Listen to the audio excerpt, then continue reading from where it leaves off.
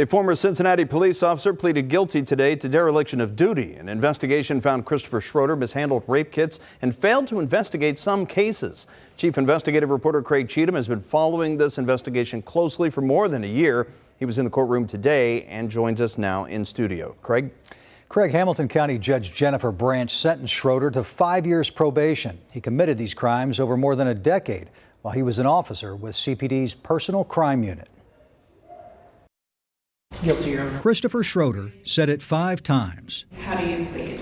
Guilty, Your Honor. The longtime CPD officer pleaded guilty to 5 counts of dereliction of duty for mishandling rape kits as an officer assigned to Cincinnati's Personal Crime Unit. Your Honor, I just want to apologize to everyone that my actions have affected. CPD first learned about Schroder's actions during a 2021 audit of the unit. After that, the Hamilton County Prosecutor's Office hired a former prosecutor and an ex-police officer to review hundreds of Schroder's cases. According to the Prosecutor's Office, they reviewed 865 cases, found significant deficiencies in 47 of them, found cases with little or no investigation, delays submitting rape kits, and incorrect DNA entries. As I said in the courtroom, I find his dereliction and his sworn duty to be both appalling and egregious. By Mr. Schroder not performing his duties while assigned there, he, in my opinion, victimized some of the most vulnerable victims again. The cases with significant deficiencies, now totaling 48, were referred back to CPD, reassigned to other officers, and victims were updated on the status of those cases. It tarnishes the reputation of our personal crimes investigators. These are investigators that every single day handle the most horrific of cases for the citizens of Cincinnati. Mike Allen is Schroder's defense attorney. He was a very good officer for a very long time. He stood up and took responsibility for what he did. In response to the findings of the investigation, CPD changed how it investigates and reviews personal crimes cases. Now there's a team of investigators on each case instead of just one officer. There are checklists for each step of the process, quarterly audits of active cases, a rape kit tracking process, and monthly updates on active cases. Schroder, who had been on paid administrative leave for more than a year, officially resigned right before the hearing. As part of his plea agreement, he's required to surrender his peace officer certification. Without it, he can't be a police officer in Ohio.